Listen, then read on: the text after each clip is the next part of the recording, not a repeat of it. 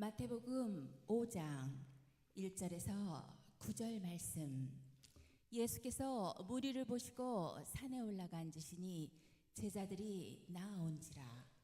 입을 열어 가르쳐 이르시되 심령이 가난한 자는 복이 있나니 천국이 그들의 것이며 애통하는 자는 복이 있나니 그들이 위로를 받을 것이며 온유한 자는 복이 있나니 그들이 땅을 기업으로 받을 것이며 의에 줄이고 목마른 자는 복이 있나니 그들이 배부를 것이며 긍휼히 여기는 자는 복이 있나니 그들이 긍휼히 여김을 받을 것이며 마음이 청결한 자는 복이 있나니 그들이 하나님을 볼 것이며 화평하게 하는 자는 복이 있나니 그들이 하나님의 아들이라 일컬음을 받을 것이며. 아멘. 기도하도록 하겠습니다. 사랑의 하나님, 감사를 드립니다. 오늘 이 시간 가운데 우리를 이곳 가운데 인도해 주셔서 감사를 드립니다. 이 어찌 큰 은혜입니까? 하나님, 오늘도 말씀을 듣게 하시고 말씀 속에서 당신이 원하는 그 목적과 뜻을 이룰 수 있는 우리 모든 성도들 되어줄 수 있도록 축복하여 주시옵소서. 전하는 자와 듣는 자가 모두가 하나가 되어서 하나님께 영광을 돌리는 예배 시간 되게 하여 주시옵소서. 감사하며 예수님의 이름으로 기도하옵나이다. 아멘.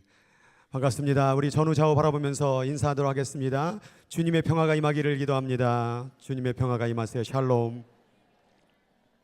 뒷사람도 해보세요. 뒤에도 계시는데 맨날 옆사람만 하고. 자, 뒷사람도 사람입니다.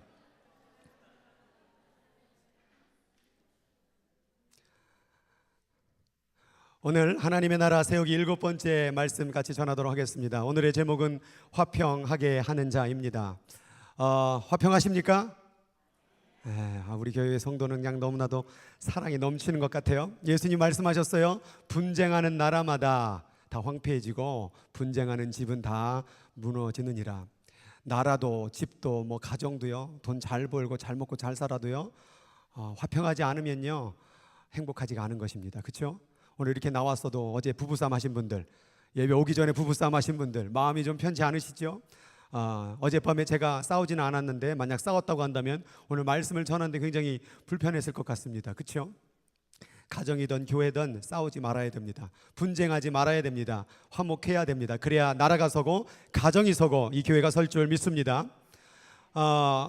여러분은 미워하는 사람이 있나요? 한 명도 없어요? 다 있다고 말하네요. 너무 솔직해 주시네요. 어느 교회에서 물었습니다. 여러분은 미워하는 사람이 있습니까? 하나도 없으신 분들 손 들으세요. 그랬더니 저 뒤쪽에서 어느 한 분의 나이 드신 분이 손을 번쩍 들더래요. 그래서 아니 어떻게 미워하는 사람이 한 명이 없을 수 있습니까? 그랬더니 그 할아버지가 그렇게 말씀하셨어요. 내가 미워하는 사람 다 죽었어.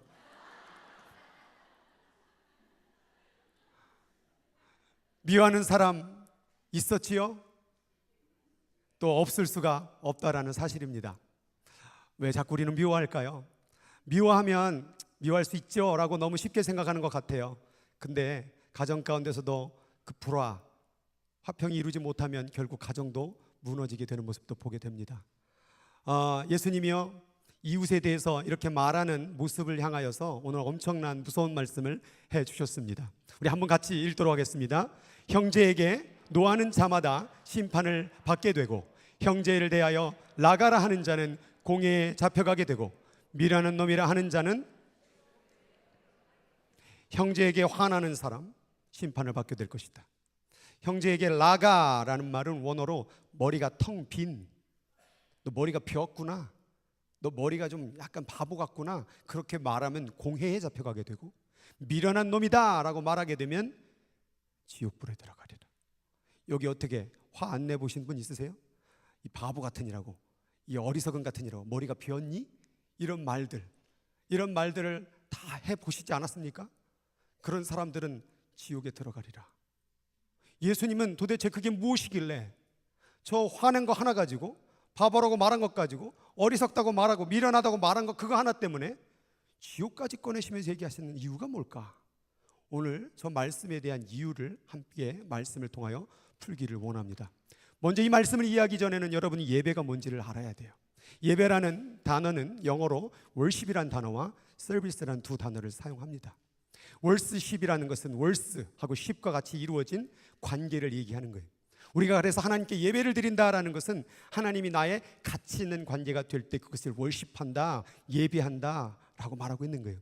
오늘 이 자리에 있는 이유는 다른 세상 그 무엇보다도 하나님이 가치 있기 때문에 이 자리에 있는 줄 믿으시기 바랍니다. 그게 예배예요. 하나님이 가치가 있구나. 내가 예배 드릴 때 우리는 하나님과 가치 있는 관계가 만들어집니다.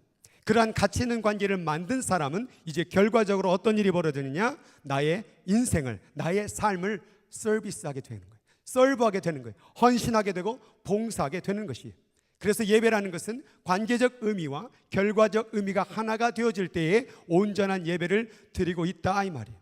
그런데 어떤 분들은 이 월십만 드리기를 힘쓰는 분들이 있어요. 난 하나님만 예배 드렸으면 됐지 하고 그냥 가버리는 분들이 있어요. 그러나 오늘 교회 예배만 드립니까? 가서 밥도 먹고요, 그 밥을 먹기 위해서 봉사도 하고 카페 봉사도 하고 이런 사람 저런 사람 만나기도 하죠. 바로 그 서브에 대한 결과가 나와야 된다라는 거예요. 그럴 때에 이것이 하나의 예배가 될 수 있다라는 사실입니다. 그래서 우리가 이 로마서 12장 1절 말씀을 중간 부분부터 한번 읽어보도록 하겠습니다. 같이 읽겠습니다.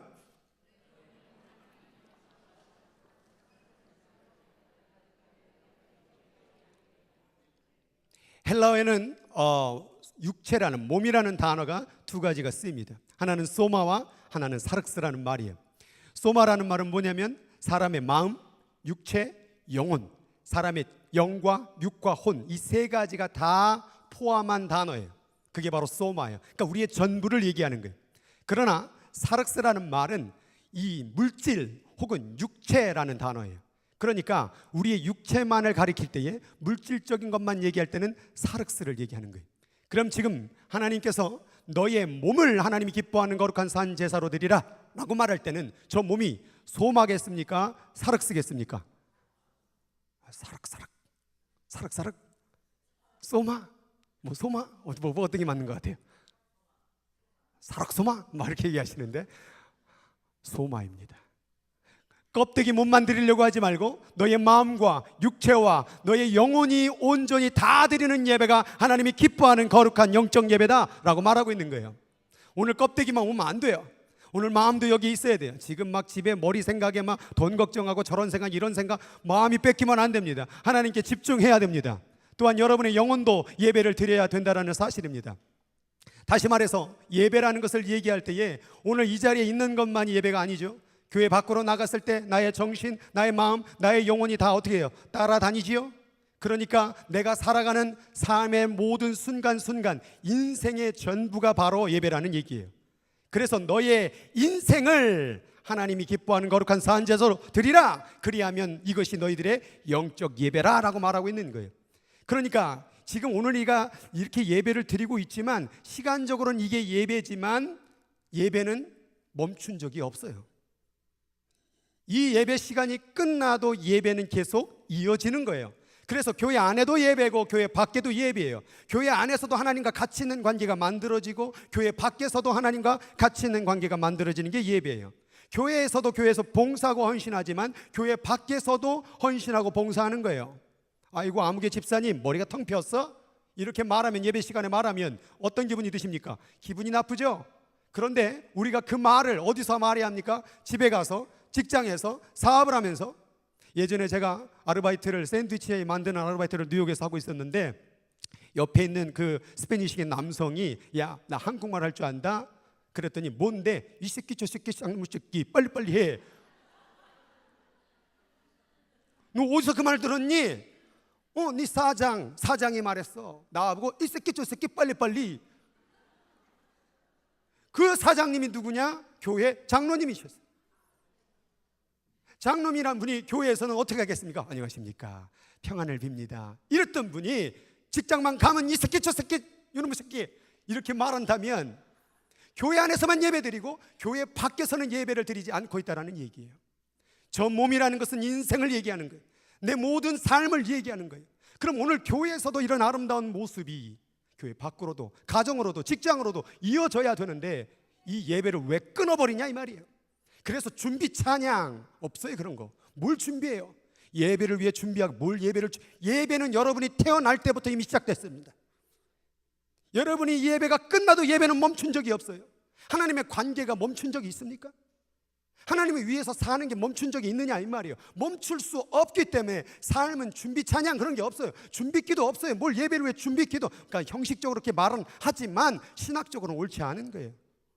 그래서 이 예배는 삶의 전부이기 때문에 예배 시간에 하나님과 관계 맺는 교회 밖이라고 할지라도 미련한 놈, 어리석은 사람 이렇게 분내고 화내는 것은 예배를 망치는 일이기 때문에 지옥이라는 단어를 꺼낼 만큼 심각한 모습이라는 얘기예요. 그래서 히브리 13장 16절에 이렇게 말씀합니다. 같이 읽겠습니다. 오직 선을 행함으로 서로 나누어 주기를 잊지 말라. 하나님은 선행하고 나눠주는 게 제사래요. 찬송 부르고 기도하고 이게 예배 아닙니까? 이게 제사 아닙니까? 그런데 남에게 선을 행하고 나누어 주는 그 삶도 예배야. 이 같은 예배를 하나님은 기뻐하신대요. 교회 밖에서 내가 하나님께 예배를 드린 다음에 다른 사람에게 선을 행해주고 따뜻한 말 한마디 건네주고 손을 잡아주는 게 이 같은 제사를 하나님이 기뻐한대요. 그러니 예배 시간만 잘하지 마시고 교회 밖에서도 계속해서 연속의 예배를 드려야 되지 않겠냐 이 말이죠. 바로 화평케 하는 자는 뭐냐? 우리의 삶의 전체를 그렇게 화평으로 사랑으로 이뤄가는 그 예배를 드리는 사람, 그러한 자는 복이 있다라고 말하고 있는 사실입니다. 그래서 예수님께서 예물을 제단 앞에 드리려다가 형제하고 원망 들을 만한 일이 생각나거든 그 예물 내려놓고 어디 가래요? 형제한테 가가지고 먼저 사간 후에 와서 예물을 드리래요. 그 얘기는 뭡니까? 먼저 사람과의 예배, 사람과의 관계 속에서 다 망쳐놓은 다음에 이곳에 와서 예물 드립니다, 예배 드립니다. 그거 예배가 될 수 없다라는 사실이에요. 여기서만 잘하고 밖에서는 싸우고 이게 어떻게 예배가 될 수 있느냐 이 말이죠. 우리가 하나님께 예배를 드리는 자의 모습은 삶의 전체의 모습 속에 이 화평의 모습이 흘러가야 되는 거예요. 하나님의 그 관계가 맺어진 삶을 우리 이웃 가운데 나눠지는 그 예배, 인생의 예배를 드려야 되겠지요. 우리가 그래서 이 화평이라는 것이 온전한 예배를 드리는 하나의 귀한 중점이 되는 중요한 도구가 된다는 사실이에요. 또한 갈라디아 5장 14절 말씀, 위에 있는 말씀 읽도록 하겠습니다. 시작.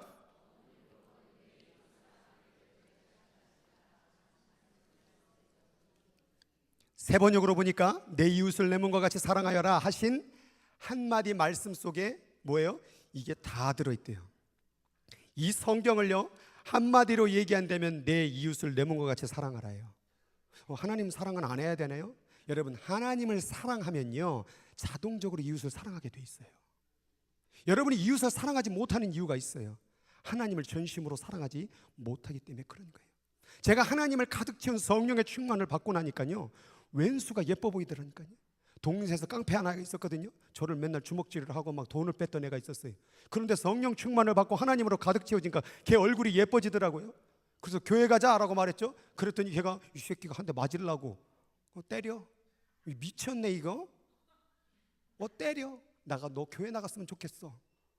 그러더니 그 다음 주에 또 얘기했죠. 그러더니 결국 교회로 나오게 되더라고요. 때려도 안 밉더라고요. 왜요? 하나님의 관계가 온전히 세워졌기 때문에. 그럼 우리가 이웃과의 관계가 뭘 볼 수 있는 모습이 되느냐? 하나님의 관계를 살펴볼 수 있는 증거가 되는 거예요. 이웃과의 관계가 뭔가 지금 안 좋다. 지금 하나님 관계도 문제가 있는 거예요. 예배만 잘 드리고 찬송만 크게 부르고 기도만 열심히 한다고 해서 예배가 되는 게 아니라 그 예배 잘 드렸으면 결국 세상으로 나갔을 때, 가정으로 갔을 때 그 사랑이, 그 가치가 세상 가운데 흘러가야 된다는 사실이에요. 그래서 예수님이 지옥을 꺼낼 만큼 화평함이 얼마나 중요함을 얘기하는 거예요. 그럼에도 불구하고 우리는 왜 화평하지 못할까요? 그 이유를 성경에서 이렇게 말했습니다. 같이 읽겠습니다. 너희 중에 싸움이 어디로부터, 다툼이 어디로부터 나느냐? 너희 지체 중에서 싸우는 정욕 때문에 싸우는 거래요. 우리가 싸우는 이유는요 정욕 때문에 싸우는 거예요. 사실은 세상에 대한 욕심. 결국 우리는 왜 싸웁니까? 네 가지예요. 세상 첫 번째는 돈 때문에 싸워요. 네가 내게 금전적 손해를 끼치게 했어. 그래서 난 너가 미워.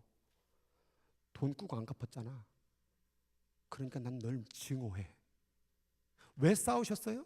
왜 화평을 잃었어요? 돈의 손해를 봤거든요. 두 번째는 명예예요. 너 때문에 내 명예가 실추됐어. 네가 그 말만 하지 않았다면, 네가 그 말만 하지 않았으면은 내가 다른 사람한테 인정받고 그렇게 멋있는 사람이었는데 너 때문에 내가 이렇게 됐어. 명예가 실추되었기 때문에, 그 명예에 대한 욕심 때문에 결국 우리는 다투고 화평하지 못하는 거예요. 세 번째는 권력이에요. 내가 그래도 힘이 있던 사람이었는데, 내가 마음대로 하고 싶었던 일이 있었는데, 그런 힘이 있고 능력이 있던 사람인데 너 때문에 내가 이 일을 못하게 됐어. 그래서 난 네가 미워.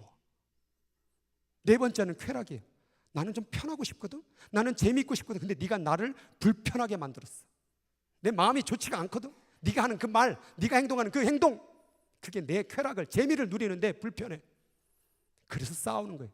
그래서 화평하지 못하는 거예요. 이게 다 성경의 뭐다? 정욕 때문에. 여러분이 이것을 더 사랑할수록, 여러분들이 이것을 더 지키면 지킬수록 다른 사람이 미워질 수밖에 없다라는 사실입니다. 우리의 싸움, 우리가 화평을 이루지 못하면 바로 정욕 때문에 그런 것이에요. 그래서 그 정욕으로 사는 세상과 벗된 사람들을 가리켜 성경에서는 간음하는 여인들아 이렇게 얘기하는 거예요. 너 얼마나 그를 사랑하냐, 나를 두고 걔를 사랑하는구나. 그 세상을 사랑하면 결국 뭐가 된대요? 하나님과 원수가 됨을 알지 못하느냐, 하나님과의 화평이 깨지는 것을 알지 못하느냐. 그러니까 뭐 하래요? 하나님을 가까이 하라. 그러면 너희를 가까이 해주리라. 죄인들아 손을 씻으라. 두 마음을 품은 자들아 마음을 성결하게 하라. 지난주에 청결의 복을 받은 것이죠. 청결한 복이라는 것은 결국 하나님으로 채우는 것, 그 복을 누리고 살아야 된다는 사실이에요. 그런데 야고보서 4장 이 전반부는 이 내용으로 흘러가면서 뒷부분으로 가면서 결론으로 맺어지는데 갑자기 무슨 말이 나오냐면 형제들아 서로 비방하지 말라라고 얘기해요. 내가 하나님의 관계로 화평으로 끝나는 것으로 예배가 끝나는 것이 아니라 갑자기 형제들로라고 주제가 바뀌어져요. 대상이 바뀌어져요. 너가 진정으로 하나님께 예배하는 사람이라고 한다면 형제들을 비방하면 안 돼. 형제를 비방하는 자는, 형제를 판단하는 자는 율법을 비방하고, 그것은 성경을 비방하는 것이고 성경을 자신이 판단하는 것이다. 내가 만일 율법, 성경을 판단하면 성경의 말씀의 준행자가 아니요 재판관이로다. 그 말은 결국 네가 하나님이구나. 다시 거꾸로 올라가겠습니다. 네가 만약 너의 형제와 자매를 사랑하지 못한다면 네가 하나님이로구나. 네 마음대로 하려고 하는 거구나. 성경에 어디에 사람을 미워라고 써 있습니까? 성경에는 사랑하라고 써 있죠. 그런데 네가 미워하는구나, 그 말은 내가 성경이야. 난 내 마음대로 살 거야. 그러니 하나님께서 그렇게 이웃을 미워하고 자기 마음대로 사는 자는 지옥불에 들어갈 만큼 심각하다는 죄라는 얘기예요. 그러니까 우리가 남을 미워하는 것은 재판관이 되려고 하는 교만이라는 거예요. 여러분, 미움은 교만입니다. 미움은 자기 마음대로 해버리려는 욕심의 마음이라는 거예요. 정욕과 미움과 교만의 마음이 뒤섞여 버린 것이 바로 화평을 깨트리는 모습이라는 사실입니다. 결국 하나님의 관계가 사람의 관계입니다. 여러분, 관계는요 변함이 없어요. 그런데 무슨 관계가 대상이 바뀌니까 변해요. 하나님의 관계, 하나님일 땐 좋다고 말해요. 그런데 갑자기 여기다가 사람을 놓으니까 미워요. 내게 도움을 주는 사람, 내게 행복을 가져다 주는 사람, 내게 금전적으로, 명예적으로, 권력적으로 재미있게 해주는 사람 관계가 어때요? 좋아요. 근데 여기다 원수를 갖다 놓으면 그 관계가 어떻게 돼요? 무너져 버려요. 그러나 우리가 하나님 앞에 월십, 가치 있는 관계가 되는 것은 하나님과고 가치 관계 되면 옆 사람도 가치 있게 여기는 게 예배예요. 하나님께 헌신하기를 원한다면 옆 사람에게도 헌신하는 게 온전한 소마의 예배예요. 어떻게 이것을 분리할 수 있느냐 이 말이죠. 대상 따라 바뀌고 마음 따라 바뀌고 감정 따라 바뀌는 삶의 예배를 드리지 못한다면 지금 이렇게 예배 부르고 찬송 부른다고 할지라도 이 예배 받을 수 없다라는 거예요. 그래서 시편 85편에 뭐라고 나와 있냐면 인애와 진리가 같이 만난다. 인애라는 것은 구약의 아가페와 신약의 아가페와 같은 헤세드라는 단어의 사랑이에요. 사랑. 그러니까 사랑이 뭐와 만나냐면 진리를 만나요. 여러분, 우리는 진리를 만날 수가 없어요. 진리는 말씀이에요. 진리는 예수님이에요. 우리 힘으로 만날 수가 없어요. 우리가 진리를 만날 수 있는 것은 뭐냐? 인애, 그 사랑을 통하여 만나는 거예요. 그러면 저 의는 뭡니까? 의를 위하여 줄이고 목마른 자, 체데카, 나를 사랑해서 긍휼히 여기는 의예요. 그 의는 뭐와 만난대요? 화평과 만난대요. 내가 오늘 하나님의 자녀가 되었습니다. 내가 하나님으로부터 의인이 되었습니다. 그런 의인의 복을 누리는 사람은 반드시 뭐와 만나게 되었다? 화평과 입맞추게 되어 있는데 어떻게 그 의의 복이 너한테만 머무를 수가 있느냐 이 말이에요. 내가 너에게 네가 죄인임에도 불구하고 나와 원수임에도 불구하고 내가 너를 의롭게 여겼던 그 복이 어떻게 너에게만 머물 수 있느냐 이 말이에요. 이웃에게 가야만 된다라는 거예요. 화평과 입을 맞춰야 된다라는 사실입니다. 그래서 히브리서 12장 14절에 이렇게 고백합니다. 같이 말씀으로 선포하겠습니다. 모든 사람과 더불어 화평함과 거룩함을 따르라. 이것이 없이는 아무도 주를 보지 못하리라. 나 거룩해, 나 예배드렸거든, 나 기도했거든, 성경을 많이 알거든. 그런데 거룩함만은 아니야. 화평함이 같이 만나야 돼. 하나님 앞에 거룩한 의를 받고 하나님 앞에 거룩한 은혜를 누리는 사람은 반드시 화평함으로, 십자가에 수직이 있다면 옆 사람의 가로로 수평으로 이루어지는 관계가 온전히 줘야 된다는 거예요. 어떻게 수직만 찬양하고 수직만 사랑할 수 있느냐 이 말이에요. 하나님을 사랑하는 그 사랑이, 하나님의 그 가득 나를 긍휼히 여기신 그 사랑이 이웃을 사랑하지 못한다면 그게 진짜 사랑이냐 이 말이죠. 어떻게 하나님만 예배할 수 있겠니? 하나님께 예배 드리는 것은 결국 옆 사람으로 간다라는 거예요. 그래서 우리는 화평이라는 것을 정의할 때에 같이 읽겠습니다. 화평은 내가 만나는 하나님을 그에게 만나게 해주는 거예요. 내가 오늘 하나님 앞에 화평했거든요. 내가 하나님 앞에 복을 누렸거든요. 그거 너도 만났으면 좋겠어. 이게 화평케 하는 자예요. 그러니 얼마나 귀한 말씀입니까? 아, 나는 화평의 삶을 살아야 되겠고, 이게 바로 온전한 소마의 예배구나. 내 인생 사는 동안에 여기서만 자라는 게 아니라, 교회에서만 자라는 게 아니라 교회 밖으로 가더라도, 가정으로 가더라도 하나님을, 내가 만난 하나님을 전해줘야 되겠구나. 그게 바로 예배라는 거예요. 교회에서는 잘하는데 교회 밖에서는 싸우고. 여러분, 이렇게 교회에 왔지만은 만약에 교회에서도 만약에 화평을 잃어버린다면 이게 온전한 예배가 될 수 있을까요? 여러분, 아무리 기도가 뜨겁고 아무리 성경을 많이 선포하고 말씀을 잘 전한다고 할지라도 우리가 서로 싸운다고 생각을 해보세요. 이 교회는 무너질 수밖에 없는 거예요. 그러니까 화평이라는 것은 교회를 이루는 근간이요, 가정을 이루는 근간이고 나라를 이루는 가장 중요한 덕목이라는 거예요. 그 화평을 놓고 우리가 기도를 해야 된다는 사실입니다. 그러나 그 화평은 우리 힘으로 할 수가 없죠. 그래서 잠언서 16장 7절에 사람의 행위가 여호와를 기쁘게 시게 하면 그 사람의 원수라도 그와 더불어 화목하게 하시느니라. 여러분, 화평하기를 원하는 사람은 하나님의 관계를 온전하게 만드세요. 지금 화평에 문제가 생긴 이유가 있어요. 하나님하고 관계가 문제가 생긴 거예요. 난 예배 잘 드렸는데요, 난 괜찮은 것 같은데요. 잘 살펴보세요. 지금 하나님과의 관계 속에서 문제가 있기 때문에 이웃과의 문제가 만들어지는 거예요. 하나님의 관계가 완전히 채워지면요, 정말 그 사람이 불쌍해져요. 그 사람이 사랑스러워지고요, 그 사람을 돕고 싶고요. 하나님의 사랑은 거기에 우리 안에 멈출 수가 없어요. 전해줄 수밖에 없는 것이죠. 그래서 화평함은 온전한 예배를 이루게 하는 도구라는 거예요. 그런데 이 화평이라는 원어가 재밌는 게 뭐냐면 다시 하나가 되다라는 의미가 있대요. 전 저 다시라는 말에서 은혜가 받았어요. 왜 다실까요? 싸웠거든요, 그 전에. 인정해 주시는 거예요. 우리가 아무리 화평의 삶을 산다라고 할지라도 싸울 수 있지. 그런데요, 하나님은 싸울 수 있지에서 머무는 게 아니라 다시 하나가 돼야 돼라는 거예요. 우리 살다 보면, 여러분 여기 부부 다 사신 분도 있지만 안 싸운 부부 있어요? 안 싸웠다. 우리 부부는 절대 안 싸웁니다. 사랑의 부부거든요. 그런 부부 없습니다. 이미 가신 그 양반하고도 싸웠잖아요. 다 싸웁니다. 그런데 중요한 건 싸움으로 끝나는 게 아니라 뭐예요? 다시 하나가 되는 게 화평이래요. 하나님은 다시라는 말을 통하여 회개할 기회를 주시는 거예요. 싸울 수 있지, 분낼 수 있지, 좀 안 좋은 말을 할 수 있지. 그러나 거기서 멈추면 안 돼. 다시 하나가 돼야 돼. 다시 하나가 됐으면 좋겠어. 다시 예배의 자리로 왔으면 좋겠어. 교회에서만 드리는 화평이 아닌 교회 삶의 전체, 인생의 전체가 다시 예배로 드리는 삶으로 나왔으면 좋겠어라고 기회를 주시는 게 화평의 단어의 원의미라는 거예요. 다시 돌아오세요. 다시 사랑의 자리로, 다시 화목의 자리로 다시 돌아오면 돼요. 잘못했다고 하세요. 그러면 됩니다. 그럼에도 불구하고 화평이 쉽지 않습니다.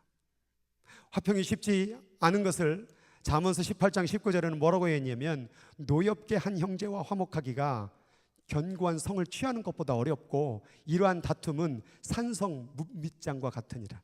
절대로 열 수 없는 견고한 성을 취하는 것보다 어려운 게요, 한번 깨트린 관계라는 거예요. 그러니까 웬만하면 좋은 관계에 무너뜨리지 마세요. 아니 그냥 다시 하나 되면 되지, 뭐 다시 사과하면 되지, 그렇게 쉽게 생각할 수 있지만 다시 화목의 관계로 가는 게 쉽지가 않다라는 얘기예요. 그래서 우리는 여기서 인내할 수 있어야 되는 거예요. 하고 싶은 말이 있죠. 마음에 안 드는 게 있죠. 그런데 그 말을 내뱉는 순간 관계는 깨지게 되는데 그 관계를 다시 회복하는 것은 견고한 성을 취하는 것보다 어렵대요. 그러니까 웬만하면 어려우니까 다시 할 수 있지만 관계 깨트리지 않는 게 먼저다. 한 번만 더 참아보렴. 한 번만 더 견디어보렴. 그렇게 되면 결국 화평을 이뤄가는 데 도움이 된다라는 사실입니다. 더 화평을 이루기 위해서 두 가지 방법을 소개를 해드리겠습니다. 첫 번째 따라하겠습니다. 용서. 용서는요, 상대방의 동의를 구하지 않아요. 그냥 내가 용서하면 돼요. 그냥 나 용서한다. 그냥 내가 용서하면 되는 거예요. 그런데 화목은 달라요. 화목은 상대방의 동의가 있어야 돼요. 내가 용서한다고 해서 내가 용서해, 잘못했어 라고 하지만 그 사람이 사과를 받아들이지 않으면 이건 화목은 아니에요. 용서의 단계예요. 그런데 이 용서와 화목을 성경에서는 어떻게 얘기하냐면 용서의 방법입니다. 베드로가 묻습니다. 예수님, 내게 사람이 잘못을 하면 몇 번이나 용서하리까? 라고 말하니까 7번이면 되겠지요? 라고 말하니까 예수님이 뭐라고 말하냐면 70번씩 7번. 이게 몇 번이에요? 그렇죠. 490번이라도 하라. 이 말은 뭐예요? 계속 하라는 거예요. 용서는 무한대예요. 용서는 무조건 해야 돼요. 상대방이 원하든 안 원하든 용서하세요. 그런데 화목은 좀 달라요. 화목은 뭐라고 되냐면 같이 읽겠습니다. 시작. 할 수 있거든이란 말을 붙였어요. 왜 그럴까요? 아니 내가 화목하려고 그러는데 그 사람이 죽어버린 거예요. 내가 그 사람하고 화목하려고 했는데 이미 다가가기엔 먼 당신이 돼버린 거예요. 뭐 예를 들어서 예전에 사랑했던 사람이 있는데 그 사람이 못된 짓을 했다. 근데 이미 결혼하고 잘 살고 있어요. 나도 결혼하고 잘 살고 있는데 그런데 굳이 화목하겠다고 그 가정을 찾아갈 필요는 없습니다. 그냥 용서로 끝나세요. 그러한 조건이 아니라고 한다면 할 수만 있거든 화목하고 용서에 머물러도 하나님은 화평으로 인정해 주신다는 말입니다. 안 되겠으면 용서하세요. 그러나 더 나아가면 화목까지 갔으면 좋겠습니다. 이 두 가지의 방법을 줬음에도 불구하고 또 어렵다고 말하지요. 그렇게 어렵다고 말하는 분들은 오늘 이 말씀을 읽어봤으면 좋겠습니다. 예수님이 이 땅에요 화평을 사실 주러 왔거든요. 그런데 이 화평 주려고 하니까 뭐 했어요? 예수님 막 뺨 때리고 막 침 뱉고 멱살 잡았죠. 그래서 예수님이 그런 의미에서 그런지 검을 주러 왔대요. 이 검은요 화평을 주기 위한 싸움이에요. 여러분은 화평을 이루기 위해서, 가정의 화평을 이루기 위해서, 교회와 나라의 화평을 이루기 위해서 싸워야 돼요. 그 싸우게 만드는 그 존재와 싸워야 되는 영적 싸움을 해야지 화평이 누려지는 거예요. 그런데 그 싸움이 어디부터 시작되느냐? 집안부터 돼요. 보니까 저기에 사람의 원수가 자기 집안 식구니라. 왼수 같은 자식. 근데 저기 제가 노란색에다가 이렇게 칠을 해놨어요. 세계 7대 불가사의 중에 하나죠. 며느리와 시어머니 관계. 이거 어떻게 해결해야 될지. 저희는 그래도 괜찮은 편인 것 같은데 그래도 뭐가 묘해요. 아직도 뭐가 사랑하는 것 같지는 않은 것 같아요. 느낌이 풀 수 없는. 성령님도 잠시 떠난다는 며느리와 시어머니 관계. 성령님이 떠나실 때가 딱 두 때가 있는데 한때는 과속할 때와 며느리와 시어머니 관계 가운데는 잠깐 떠나신대요. 그만큼 어려운 관계지요. 그런데 여러분 가정부터 잘 지켜야 돼요. 가정 무너지면요 이 사람이 회사 가서 잘하겠습니까? 그 짜증과 스트레스를 회사에서 다 풀겠죠. 결국에 우리가 이 화평을 이루기 위해서 무단히 싸우지 아니하면, 무단히 기도하지 아니하면 지킬 수 없다라는 사실입니다. 화평하자라고 해서 이루어지는 게 아니죠. 견뎌야 돼요. 지금까지 여러분 가정생활 지금까지 오래 꾸리신 분들 어떻게 쉬우셨어요? 그 희생과 그 고생과 그 고통을 감수했기 때문에 결국에는 뭐예요? 화평을 오늘 지금까지라도 가정을 이룬 게 아니냐 이 말이죠. 결국 우리는 이 화평을 위해서 싸워야 될 줄 믿습니다. 예수님이 이 땅에 오셨을 때 화평을 이루기 위해서 치르신 대가가 있는데 같이 말씀을 읽겠습니다. 그의 십자가의 피로 화평을 이루사 만물 곧 땅에 있는 것들이나 하늘에 있는 것들이나 그로 말미암아 화목되기를 기뻐하심이라. 하나님, 예수님 자체도 이 땅에서 화평을 이루는 게 쉽지 않았어요. 십자가의 피로 고통과 괴로움과 그 모멸감과 그걸 견뎠기 때문에 화평이 이루어진 거예요. 예수님도 그렇게 고통으로 화평을 이루셨는데 우리가 쉽게 이룰 수 있겠습니까? 그러니까 때로는 견디는 거예요. 제가 성경을 읽다가 가장 가슴에 와닿던 얘기가 뭐냐면 제자들이 그렇게 말해요. 랍비여, 방금 전 유대인들이 돌로 치려 했는데 또 그리로 가시려 하나이까. 방금 전 돌로 치려고 했는데 예수님 다시 또 가는 거예요. 화평을 이루기 위해서. 그 화평을 이룰 수만 있다면 침뱉음을 당해도, 조롱을 하더라도, 때로는 뺨을 때리고 짓밟아도 화평을 이루는 그 예수님의 모습을 볼 수가 있다는 것입니다. 화평을 정 못 이루겠다고 생각한다면 나와 화평을 이루기 위해서 고생의 피를 흘리신 그 예수님을 생각하세요.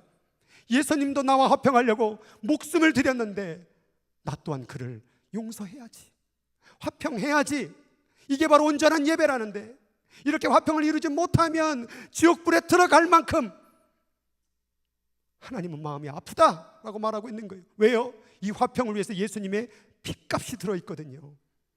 그러니까 우리가 누군가 화평을 이루지 못하는 것은 자꾸 예수님의 핏값을 땅바닥에 다 쏟아버리는 거예요. 예수님이 저 피를 왜 흘리셨어요? 서로 사랑하라고. 내가 너희를 사랑한 것 같이 너희도 서로 사랑하라고 피 흘리셨는데 우리가 사랑하지 못한다면, 화평하지 못한다면 예수님의 피를 땅바닥에 다 부어버리는 거예요.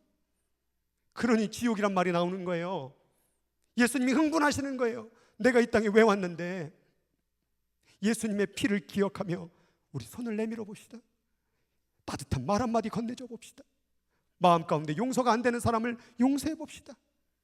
화평케 하는 자가 온전한 예배가 되는 것입니다. 같이 읽겠습니다. 교회 공동체는 화평의 실천과 훈련의 장소이다.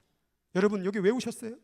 그냥 집에서 기도하시지, 그냥 산에 가서 기도원으로 가시지, 굳이 여기 내와서 그 싫은 사람, 불편한 사람, 무관심한 사람, 굳이 교회 나오면 그 사람 봐야 되잖아요. 그런데도 불구하고 하나님은 교회에 모이게 힘쓰라고 말했던 이유가 뭐냐 이 말이에요. 바로 화평 때문에 그런 거예요. 만나야 된다. 만나는 게 예배다.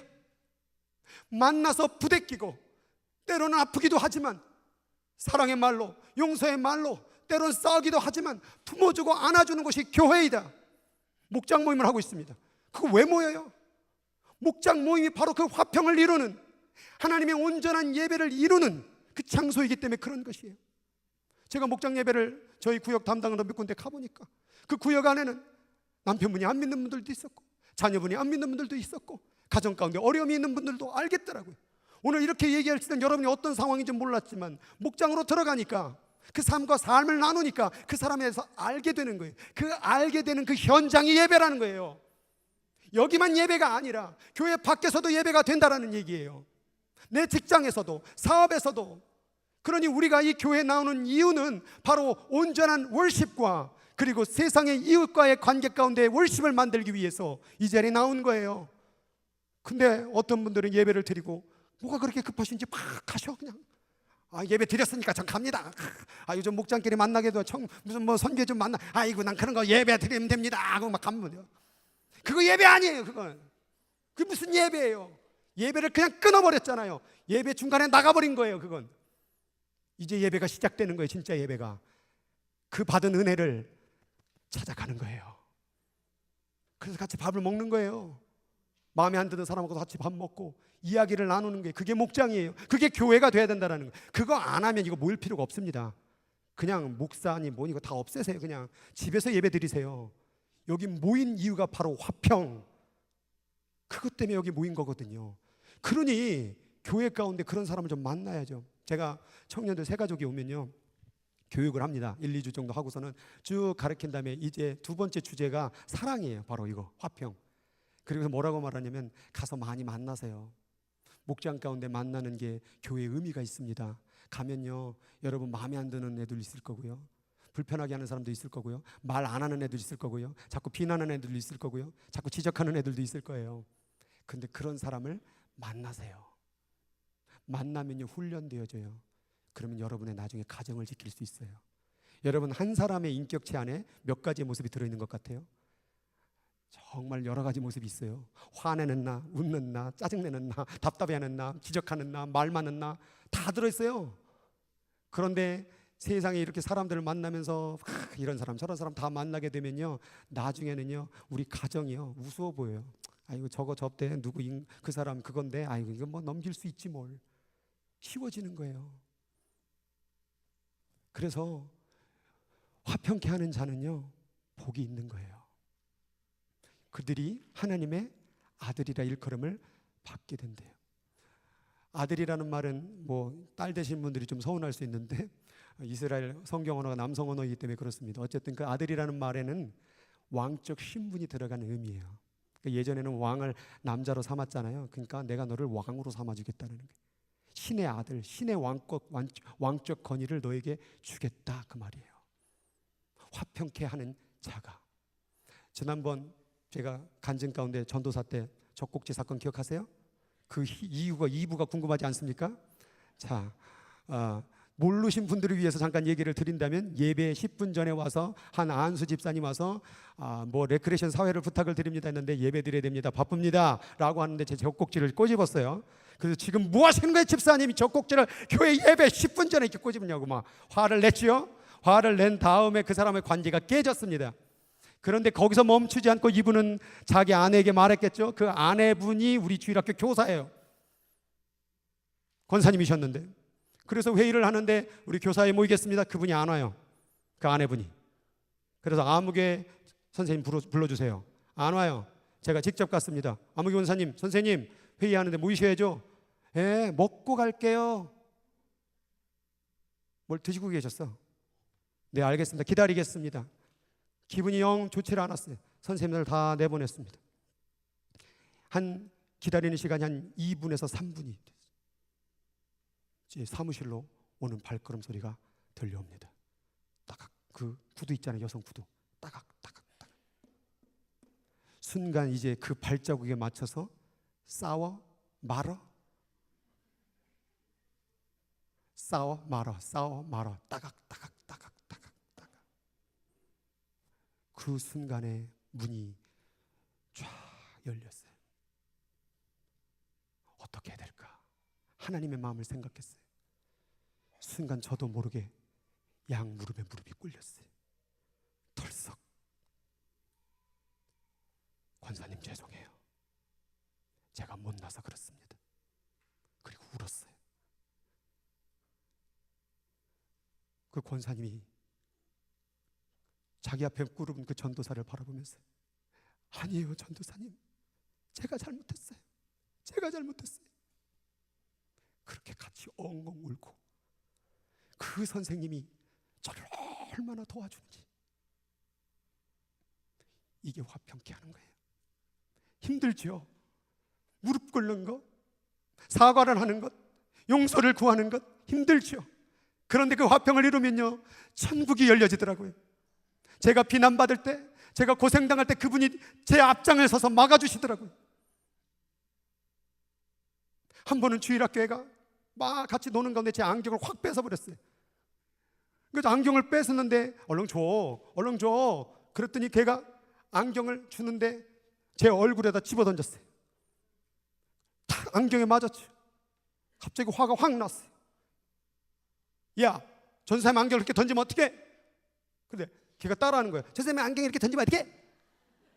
야, 지금 너 전사님한테 이게 무슨 말이야? 전사님 무슨 말이야? 이것 봐라. 너 자는 나랑 얘기 좀 해. 그러고 있는데 구석으로 데리고 와서 화를 확 냈어요. 야, 네가 그렇게 하면 되겠어. 그런데 얘가 갑자기 파르르 떠는 거예요. 그러더니 눈물을 흘리면서 무서워요. 그래서 왜 그래? 엄마 아빠 같아. 엄마 아빠 같다고? 순간 갑자기 깨달아지는 거예요. 얘네 아빠 엄마가 이렇게 소리 지르는구나. 얘를 겁을 주는구나.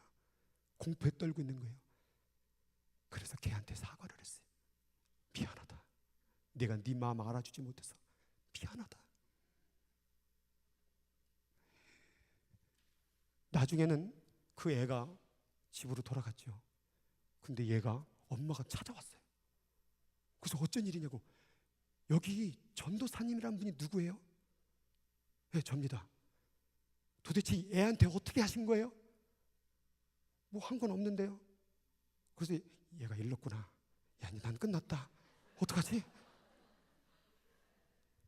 얘가 갑자기 착해졌어요. 그리고 그분이 교회 나왔어요. 제가 거기서 야단치고 내가 전도사니까 그 꼬마에게 뺨 맞았다고, 안경 집어던졌다고 화를 냈다면 그 아이의 영혼은, 그 가정도 구원을 못했을 것이죠. 참고 견디고 사과를 하니까 오히려 하나님은 저를 더 높이시고 이끌어가는 모습을 볼 수가 있었다는 사실입니다. 화평케 하는 자는 복이 있을 것이다. 화평케 하는 자는 아들이라 부를 것이다. 그렇지, 이게 내 아들이지, 이게 내 딸이지.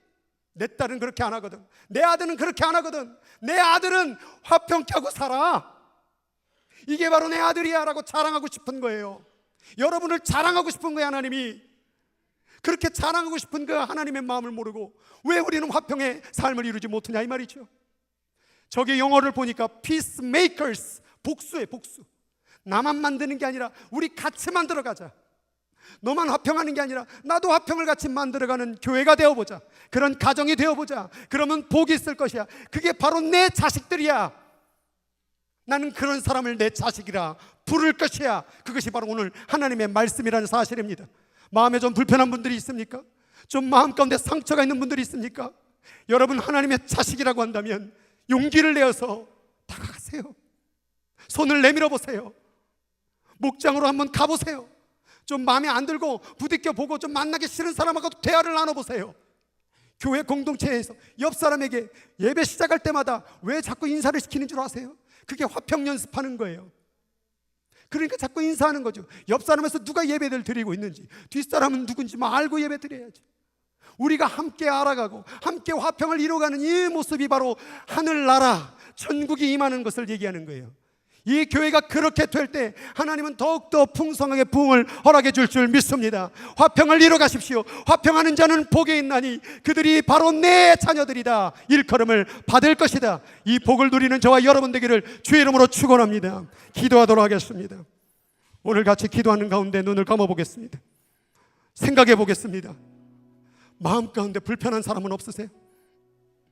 무관심도 미움보다 더한 거예요. 관심이 없는 것도 화평 안 하는 거예요. 마음 아픈 말 들어서 마음이 아프세요? 그 사람 말 때문에 괴로우세요? 그 사람 행동 때문에 괴로우세요? 주님이 이제 말하는 거예요. 내가 너를 사랑했듯이, 내가 너와 화평했듯이 이제 그만 화평했으면 좋겠다. 이제 그만 용서해 주거라. 내가 널 용서해 줬잖아. 내가 널 받아줬듯이 너도 그렇게 했으면 좋겠어. 미워해보니까 어떠세요? 잠을 못 자잖아요. 가슴이 아프잖아요. 미워한다고 행복한 게 아니잖아요. 화평해야 행복한 건데 왜 우리는 미움으로 살아가는가? 우리가 삶은 얼마나 살겠습니까? 그 짧은 인생 가운데 왜 이렇게 미우고 싸우고 아픈 말 던지고 만나기 싫어하고 그 사람에 대해서 알기를 싫어하고 삶을 나누기를 싫어하고 이기주의로 개인주의로 자기만 생각하는 이 인생, 그거 하나님 원하는 예배 아니에요. 하나님이 원하는 온전한 소마의 예배는 여러분이 걸어가는 모든 장소마다, 여러분이 숨쉬는 모든 장소마다 하나님이 임하게 하는 것, 하나님의 만난 그 하나님을 전해주는 것, 그게 예배예요. 그게 온전한 소마의 예배예요. 하나님 용서하게 도와주세요. 받아들이게 도와주세요. 화평의 삶을 살아가게 도와주세요. 합심으로 같이 기도하도록 하겠습니다.